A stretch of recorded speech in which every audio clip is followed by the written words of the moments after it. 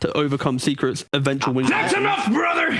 The time has come. These teams have been gathered together, the greatest across dimensions and time. But only two men can cast this game correctly to bring you the action and the drama that you so desire.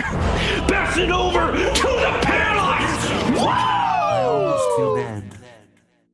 Whoa, yeah, thank you very much, Stack. Yes, Secret versus Fly to Moon. I'm only picks with John by Lizard for this one. Lizard, how you doing?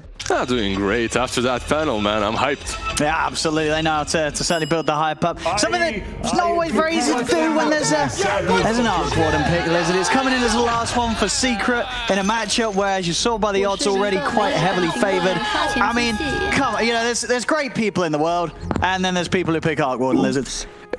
What do you... Hey, I pick Arc Warden every now and then.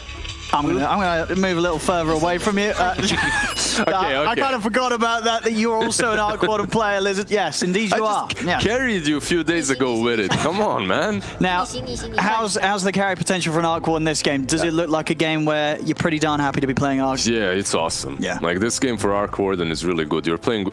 Okay, he did get nerfed with today's patch, but it's like 50 range on the Flux talent. It's literally nothing. You don't even care about that much. But overall, it looks like a very solid Arc Warden game. You're playing versus TB. You're also playing versus Shadow Shaman's wards. And once you put that magnetic field on a tower, suddenly he's not killing your tower any longer. Plus, you get attack speed to kill those. Yeah, easy money, right? It's money. Farm the wards nicely. And I guess as the Arc Warden as well, you're looking at your lineup. You've got some lovely teammates, right? Rubik, Underlord Void. These are all heroes that control the fight, right? You get any of these on the front lines, it's going to be able to hold them in place and get the damage done from the Arc. And you've got that IO to bail you out and to also bring in a +1. Maybe sometimes the doubles, getting someone close to the edge. IO takes someone else over, they get the kill. Now that's Secret's lineup. Looking over at Fly to Moon's, what have they got going on this game that you do like? Like, what can you see working from Fly to Moon's squad this time? So they get a lot out of levels and just a couple of items. If you're a tiny, all you need in this game is a Blink Dagger. You're activated. You can start hunting down these heroes, even some cores on the side of Secret. Shadow Shaman, Pango, both activated only with level 6, so they can start playing this game very early on, and they will have to, because you need to punish this Arc Warden pick. Let's have a look and see how this mid lane is going to go between Iceberg and Nisha, and the other setups, of course, top lane Roger supporting General against the Puppy IO and the MATUMBAMAN Faceless Void. Let's see what sort of chronos we have today. Always one of the delights of watching the Void. You know there's going to be a lot of pogs or lulls in the chat depending on which way Matu wants to swing today. Roger, he got blocked a little bit there, but he should be fine. I think I heard BSJ talk about this Shadow Shaman like it's the worst position 4 or 5 right now. I think it's pretty solid. You get some catch for the Void. Your damage is ridiculously strong still in the laning stage. And versus an IO that has no armor, you should be really digging deep into him. Yeah, I mean, we see there Roger trading quite nicely with Puppy, bringing the IO down nice and low. He himself, though, Roger, down to that last tango, so a little low on the regen now. We'll see if they get some backup out in lane. Yeah, he's going to get himself some more sent over for sure. But I imagine this lane, it's going to be hard to slow down Matu's farm right between these two, because he's just going to consistently have that sustain from Puppy's Aya. I think unless Matu and Puppy do something extremely aggressive, they're just going to out-farm them. That lane should be extremely easy for them. Puppy perhaps can be in danger of dying, but Matu should never be there. Like, he should be completely fine, even with the double catch from Rasta, the Hex and the Shackles. And then down here on the bottom for half, V-Tune and the carry TB supported by the Always Want to Fly Venge against Yapzor and Zai. I mean, so far for the TB looks pretty good. V-Tune's been doing a solid job down here on the CS. I can only imagine this is going to get a lot worse though for Fly to Moon down here, as this doesn't seem like a fun 2 heroes to play into once they start getting the levels. A lot of magical harass early on that this TB's going to have to deal with. Yeah, it's a pretty solid lane for Underlord. Oh, Matu. Oh, hello! Hello! Well, there you're talking about All right. the Shaman's right click. There you have it. Roger and General punching him in place. And General certainly getting fortunate with the RNG there, getting some great procs of the passive. It's first blood for them in the lane, which we thought would be a hard one to punish. I love how you started with, yeah, you talked about Shadow Shaman's right clicks and not Matu should never die there. Because it's a hard lane to kill the Void, but they managed to do so. They definitely messed up and Fly to Moon. Quick to punish it. Excellent read from them. Mid lane.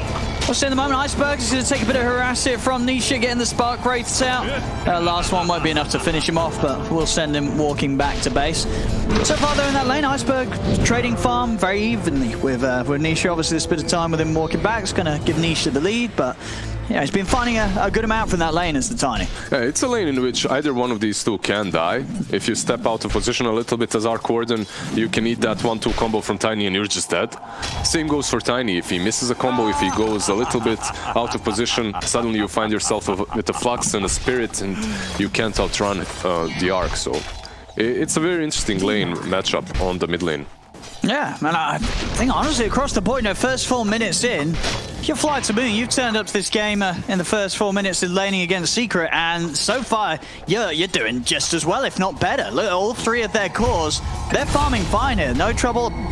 Bottom lane, I mean it's a dead Venge, but it's V-Tune getting the kill in return. And he's free farming. This Terrorblade is having a free opening, and he hasn't died in lane, unlike Matu up top. Yeah, I think you're very happy with what just happened on the bottom lane because you used your meta as well and you got a kill off of it. Well, that's pretty solid. Oh, can you see this attempt onto Puppey here by Fly to Moon? Matu will get Roger. The General will find the trade. See if Matu can go for another. General getting the disarm. Matu looking for the body blocks to try and keep General in position. He needs a bash. He's going to find it, but the Fairy Fire's there from General. Keeps him alive, and General will be able to get away. Yeah, he also had 4 Magic Wand charges, so going for that kill was extremely difficult for Matu. Always want to fly in a lot of trouble here. This is where the combo starts to get really nasty here from Secret. The combination of the pit and the telekinesis always allowing you to get at least 2 instances of the root off. It's a lot of control to keep those heroes held in the firestorm. Yeah, and the root is better now. After the patch that they hit, the root is better. His Underlord's aura, Underlord's presence or whatnot is a bit worse on first few levels, but it gets better as well over time. So I actually expected them to not do so well early on, but they're fine. Look at this movement from Roger. He's coming in with the smoke. He's got the catch here on the main Arc Warden, coming in with a combo. Iceberg punching Nisha down. Nisha will put the Fairy Fire. He's trying to get away. One more hit will do it. Iceberg's going in. He's looking for the hit and he finds it. Excellent moves here from Roger, coming over towards that mid lane.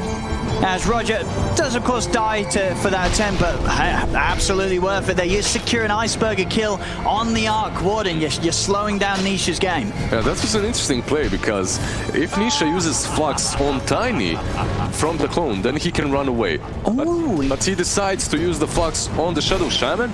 Because of that, he does get the kill, but eventually he dies in the end. I think he was just trying to bait with the Fairy Fire. I see Secret trying to maybe punch back here, but no, Yapsot not able to quite get a catch onto Iceberg. Top lane, aggression again from Fly to Moon. They're in onto Matu. Roger's got the control with the shackles. Has General got enough damage? He's going to have a swashbuckle up again in a second. Puppey trying to heal Matu back up. Matu, he can't get out of this. An Ether Shock from Roger finishes him off. Fly to Moon getting another kill on Matu on that top lane. That top lane is not going the way I expected. I thought that this IO and Void should be completely fine, especially after they get a couple of levels, but they don't have any regen on Puppey. That's the problem. Like he has a bracer and a stick, but he doesn't bring out a salve for himself. He doesn't have those Fairy Fires. Because of that, he doesn't really accomplish a lot with these tethers and overcharges. There we have some early pressure here now into the bottom tower. Tie back in. Yeah, 7 minutes in. Even on the net worth. An opportunity to kill off Always Want to Fly. Again, just caught a little too close, the two of them in the pit. Same time though, top lane as well. It's another kill in response from Fly to Moon, this time finding Puppey. So generally he's going to hit the 6. He's already 6. Now these kills 7 minutes in. Yeah, 2-0-2. Straight away by the looks of it, as soon as you hit 6, using that Rolling Thunder to get that kill on Puppey. But this Pango is off to a pretty flying start. Yeah, he's doing extremely well, and it's also one of those heroes that can make a lot of moves early on, which will be very important for Flight to Moon.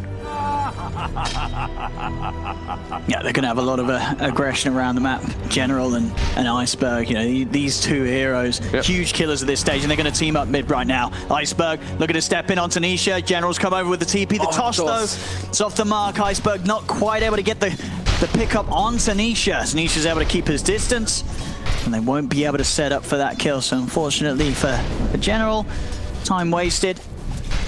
It always feels bad when you're completely dominating the lane and then you leave it to make a move which doesn't really work out. If Roger stayed top and if he got those levels, then it would be kind of fine, but also Roger rotated. I can't blame them though, you really want to kill this Arc Warden, you want to slow him down. We see here, Iceberg, he's going to be able to get the wraparound from the high ground, but there's three heroes here. He's coming in from the back. He's going to go for the avalanche toss as well as the swashbuckle. They're going to be able to take out Puppey amongst the three of them. Nisha pops the Tempest Devil in an attempt to get away. Matu comes in with the Chrono, drops it onto the two of them. He's caught Iceberg, but Iceberg, he's still trying to escape. In fact, he's going to be able to make it away there. As the Tempest Double steps back, it didn't commit for the kill on Iceberg. As the micro wasn't quite there from Nisha, he misses out on a potential kill as Iceberg, he's able to walk away from it all. You can't blame Nisha for not microing there because he literally lived on 1 HP. Was he in panic mode? Yeah, he literally lived on 1 HP. He was trying to bottom lane. An opportunity to kill off Zai is there, and they'll find it. V-Tune and Always Want to Fly take down Zai, and 8 for 5. I mean, Fly to Moon, they're certainly rising up to the power of Secret here in this opening game. Top lane, another kill by the looks of it onto Puppey. He's got the tether. They just need one more hit. General, has he not? No, he's not got the mana for the swashbuckles. A Puppey will manage to live this time round. Japsop, he's going to come in with the lift, but still not quite, of course, hitting the 6. Very close to the 6 on Japsop, but not quite there yet, so no other combos to play with. You could see that Roger is the more dominant one. He was the one trying to still dive the tower and go for the wisp. And he was the one offering the high five. You know, that's when you show him who's boss. If you're able to get the high fives out. Under attack. Iceberg. Amazing what you find. That's a lot of damage, but not enough here. Iceberg is out of way. In fact, look who's coming across the mid. They're going to see if they can find Nisha. Again, this movement for General and Roger running straight at the Arc Warden. There's no backup for Nisha. Nobody can come in and help him. Yeah, this constant move, I mean, General and Roger, they've been up and down from the top lane to the mid, and they're just doing an excellent job of slowing down Nisha's early game. They're killing him off multiple times, at least pushing him out of the lane, and now they're able to get some early pressure onto this tier 1. Yeah, even though Nisha, what he did there was, in theory, really good, because he's forcing Iceberg out of the lane and then rotating towards the rune, just as the rune is about to spawn. But he didn't understand that General and Roger were also coming in hot from the top. Just teasing with them. Won't be able to stop them taking the tower, of course. 10 minutes in here, Fly to Moon, taking away that mid tower from Secret. Now onto the mid, they're actually having a bit of a poke at them underneath the tier 2 tower there. Puppey getting very low at the toss. Oh, isn't quite enough. That range creep trying to do his best to finish off the kill, but alas, the range creep will need a bit more training. No deaths whatsoever, whereas their team have been able to kill off Secret's cause early on in this game. You can see the odds also reflect that a little bit. They dropped from what, 6 or has it gone to now? 4 to 4, like from 6 to 4. So it's they're like, hang on. Yeah, I mean, and I think you have to be after seeing this opening from Fly to Moon. It's been a solid opening so far. I'm always in this situation when I'm watching Secret. Showing them all like 20 minutes and it's like, oh, okay, Secret's back. Exactly. And I love to see them lose the laning stage because you learn something new. You learn how to come back in the game, if they manage to come back. There's definitely always that question of, is this just Secret, you know, stepping up the difficulty? You know, Puppey sort of said, lads, let's take it easy for the first 10 minutes. I want a challenge today, boys. Well, we'll see. Or maybe they're going to be caught a little flustered here against Flight to Mooners. So far, Flight to Moon have been hitting them hard with the shake-up. Iceberg, how we've seen on the Blink Dagger, 1400 towards it.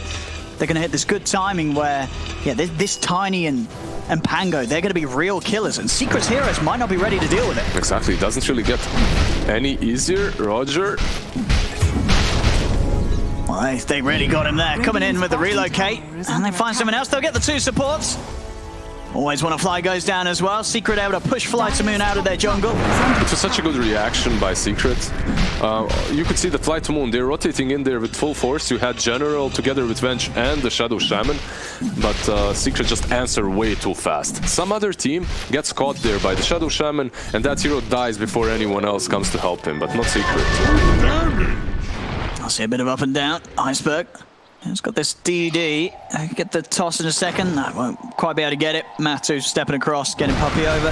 Matu's farm. He's got the Mask of Madness going for the BKB, MKB. Just a standard build, Yeah, right? nice and safe and great DPS at the end of it all. Is under attack. Yeah, you don't really need a Manta here, so just go for that BKB after Mask of Madness. Gives you a lot of damage in Chrono. That's also another thing, that they don't truly have too much damage in the Chrono until Arc Warden gets his items, right? So this Midas itself on Arc Warden doesn't really allow him to fight a lot. However, Maelstrom already comes in handy, because as you said, you have so many spells up front for that Arc Warden to dish out the damage. There we go. Blink's picked up from Iceberg. Actually not a part of this smoke movement. He's down bottom, a little low on the mana too, so this move will be made independently. Nisha, he's going to be found here. Always Want to Fly able to get in with the swap back straight away into the controls of Roger. They take out Nisha. And on the side, General, he's got this bouncing Rolling Thunder controlling both Puppey and Matsumaman that came in with this relocate, rendering them it's kind of difficult for them to get back in. Matu's going to have a poke on to General. Swash back at the buckle up in a second. General is able to get it off, but he's getting some heavy bashes here from Matu. They come and they will be able to finish off the Pango. Roger able to walk away with a slither of health. Cleanups here though from Fly to Moon. They're able to get back in. V-Tune, he's fighting on. He's got the Sunder. Keeps himself very healthy. And with that Metamorphosis, getting the kill onto Matsumaman. Iceberg even trying to reach deeper behind the tier 2. Won't be able to find a grab, and now may have got a little too far, a little too aggressive as the four of them waited to capitalize on him going too deep. Avalanche and Magic Missile, will it get down Puppey? It won't. Puppey is still alive, swapping in. Always Want to Fly, really wants to find the kill, swapping himself and aggressively won't get it. Given the chance for the Serpent Wants to be dropped down as Roger turns, blows up Zai with the Ether Shock. Nisha's going to feed away as Tempest double to V-Tune. Always Want to Fly got Puppey in the end. Oh, he did with the illusion. With the illusion, yeah. Oh, he got what he was looking for then. He does not care that he died there. He was going for Puppey and he got him. A little mistake from Puppey as well, because after the Venge illusion spawned, he didn't react to it. He he's like, oh, yeah, Venge is dead. Yeah, Venge is dead, and he ran straight into it. I mean, I guess it goes to show, you know, it gets even the best of us. Yeah. I mean, everybody's had that, you know, the Vengers died. I'm fine. Then suddenly this illusion's hitting you like, my goodness, this illusion actually hurts. Yeah, you underestimate the damage of that every single time. But overall, Fly to Moon, the way that they're playing is really good. Yeah. They just have to pace themselves a little bit. When you take a good fight from Secret, don't expect to be diving tier 2s and getting more and more, because usually you will be punished for that. But I think the thing is with the way the Fly to Moon is playing that sort of allows that is the fact that it's not the Terrorblade dying, right? V-Tune, he's staying alive, and you can see already really starting to get a jump up in net worth in comparison to Matu and Nisha. So as long as Fly to Moon can keep playing in this way that just allows V-Tune to get bigger and bigger, whilst, you know, sure, General, Iceberg, they can die here and there as long as they're bringing heroes down, just as long as they maintain this position for V-Tune to just pop off. Yeah, that's a very good point. So this rush will be extremely easy for them. You have Venge with her aura, you have Lads already completed, and it doesn't look like Secret is ready to fight this. Oh, I mean, they're starting to move across now. But it doesn't look like it's going to be quick enough. Fly to Moon will take this Aegis. And Anna's going to be the one to take it as well. As I say, yet to die on this Terrorblade. So already been very difficult for Secret to deal with him. We're going to see this attempt onto the Tempest double, but Zai's going to do a good job at defending it. Pits down as well as the Firestorm, and General's going to pay with his life. As Secret catching them there with the bait. Matu is going to drop the Chrono, tried to get the two of them, but he didn't get Always Want to Fly. So Always Want to Fly still able to get the swap out to the side. It might not matter though, because the damage, it's in from the backup. Zai's able to come with the pick control, and they take him out with the damage of Nisha. So the Chrono, it did the job, split them up, gets them the 2 kills at the end of the day. Man, Secret gets into your head. Like, you just got a great rush, you didn't use anything, and then you lose a Pango for a clone, for an Arc Warden clone. Absolutely irrelevant, you didn't have to go for that. No. I mean, it's always appealing, right? Was it 300 gold? You're like, oh, it's late. let's go for that. Yeah, earlier on it's less gold, so it scales with levels, right? But still. Always want to fly. General's going to try and come in with a save. That last spark break might catch him, but always want to fly is going to be careful. Tempest double timeouts, they won't be able to farm that. Coming in from the side, V-Tune drops the reflection, pops Puppey. Goodbye, Io. Goodbye, Io. Goodbye. Hey, Pango likes it. He's still laughing. Thanks, Pango. He's the only My one fan. He's the only one. Alright, so what's he building into? There's a blink coming up from Pango. I have to say that I love the Vlads as well in this game. You already have the initiation necessary from your Tiny, so getting that Vlads to buff up the damage from the Vengeful and from the Terrorblade. Yeah, I think you just wanna make this TB as scary as possible, and any sort of aura and buff that's gonna do it. We'll see what he goes for next. I wouldn't be surprised if we see someone try and slide in a Solar Crest to their build. Medallion. I mean, I guess maybe even always want to fly. We'll see what he does with the small amount of gold he's getting as that support Venge. Yeah, very small amount of gold.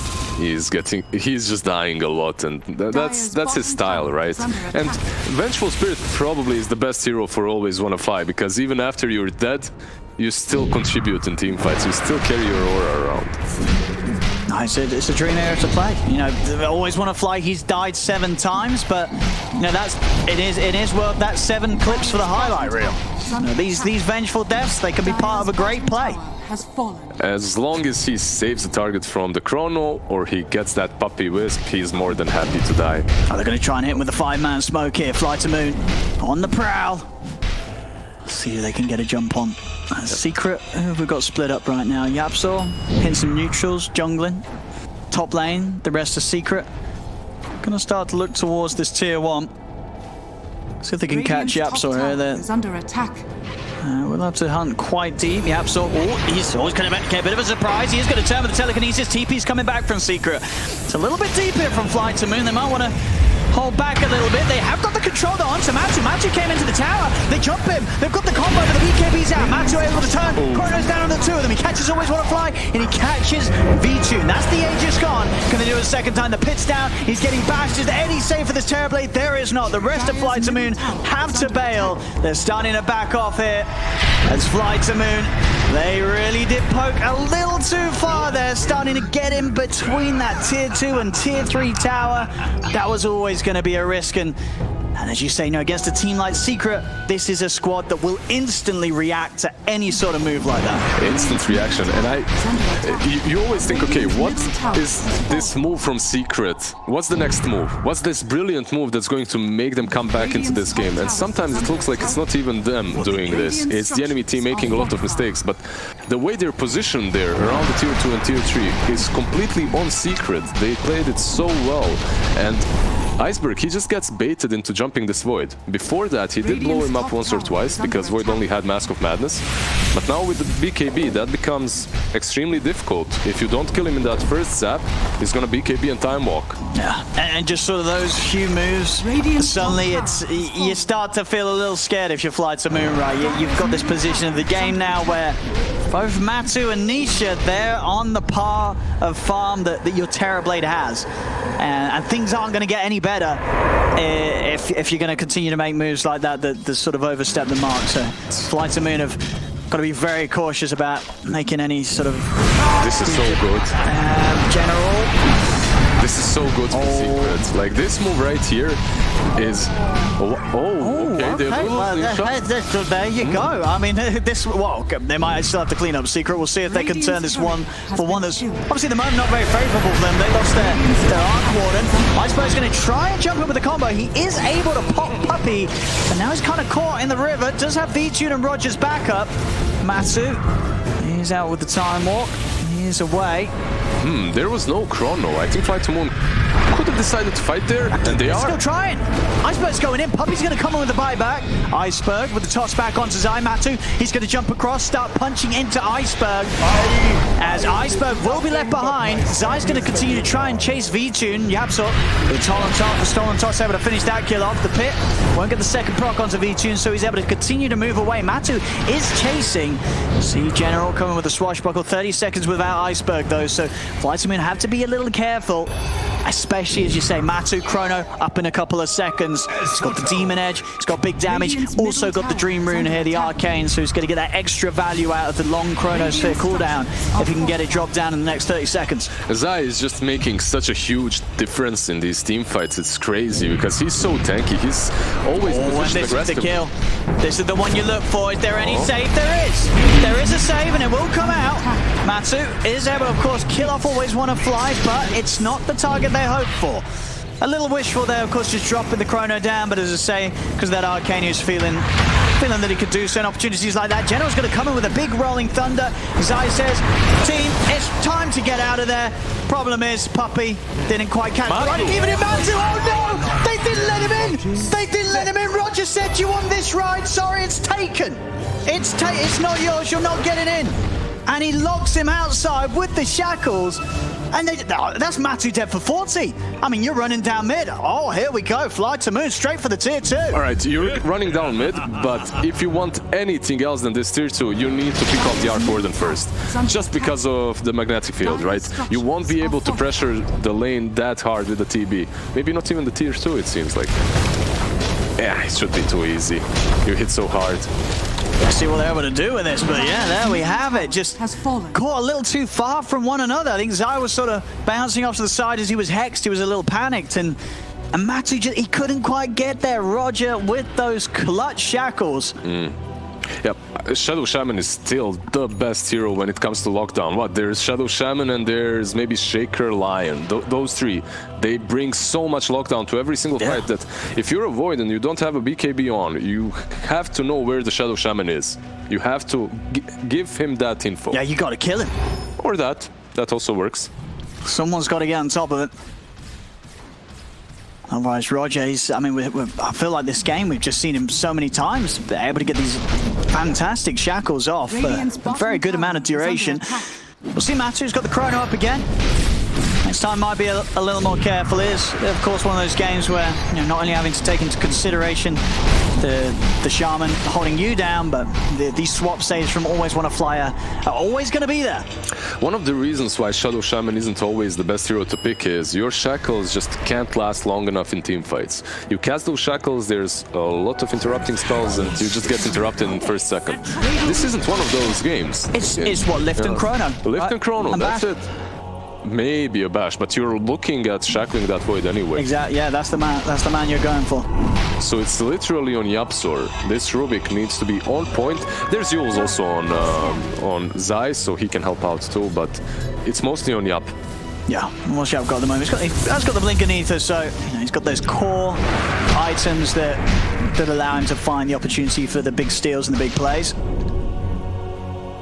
See how VTune's progress is. On top of the Skadi, 1700 gold. Nisha, how's he doing? Midas, Mjolnir, BKB next up. This is your I want to fight build. Yeah. He's not going for some Daedalus or anything like that. He wants that BKB so he's able to join every single fight as soon as possible on this Arc Warden. I have a secret. With the sneaky play. Just waiting around mid, seeing if anyone gets baited here. Another Arcane Rune. Puppey's just going to take that. All right. Interesting that Puppey just took it. Yeah. I mean, I did. Last time, as I said, Matu and an Arcane got a bit excited. You know, dropped a Chrono outside the base. So maybe Puppey's like, no. Not happening again. Dire's top tower. They came a look in. Matu didn't want to drop a blind Chrono, understandably. But if he had Arcane Rune, he would have done. He actually would have. If he had an Arcane, he would have definitely thrown the Chrono down in the trees. Yeah. Matu's blaming Puppey for that one. 100%. If he had that Arcane buff, he was dropping it. But not to be the case. 18 to 21 still. Less than 1k here between FTM and Team Secret. A very close game indeed. Yeah, what do we have? We have actually... what's the neutral item on VTune? What's it called again? That's the Grove. The Grove Bow, yeah. He has the Grove Bow plus Vengeful. This feels like a dream game right now for him. He's basically Sniper. Yep, pretty much. Paladin, He might be dropping that Grove Bow for the Paladin sword though. I feel like that's hard to turn down as a carry. Oh, Enchanted Quiver. Okay, now Secret did get this, and you would think that it's extremely good on Arc Warden, but I don't think it works. Yeah, I don't think it works. Yeah, I think you were telling me that the other day. I believe you as well. Yeah. I feel like if it does work on Arc Warden with the Tempest double, it's broke. Like, that would be insane. And we'll see, you know. Well, I mean, Nishi is taking. We'll see in the fights what the double is. But you reckon the double doesn't? It was bugged. It was bugged. Yeah, it was bugged, and I'm not sure if they. It was back, but it's a feature. It's what we call it. That's a feature. We had the feature. There's no accidents in Dota. Only beautiful mistakes. It's a beautiful way of making Arc Warden not as strong. That's what they did. So Enchanted Quiver, it had a... Let's see. Oh, Dire's top tower is no. under attack. No, it did. There was definitely a 300 that came up above his head whilst the double hit. All right. So I think it did. Unless it's one of those things where it shows the number, but it's not actually doing the hit. I think they probably fixed it then. I think they probably fixed it. Okay, so then it's Enchanted Quiver is. I mean, it already was. We're seeing a lot of cores loving to take it because it is that great an item, right? It's just that much extra damage. And here we go, Secret, second roach of the game. They'll look to take it themselves. FlyToMoon going to be able to get over here in time. They're starting to move over, but with that bubble, Secret are punching fast. General's got to make a move soon. Can he get in? He's going to try, but it's too late. Secret, they're able to finish it. Aegis and Cheese will be theirs.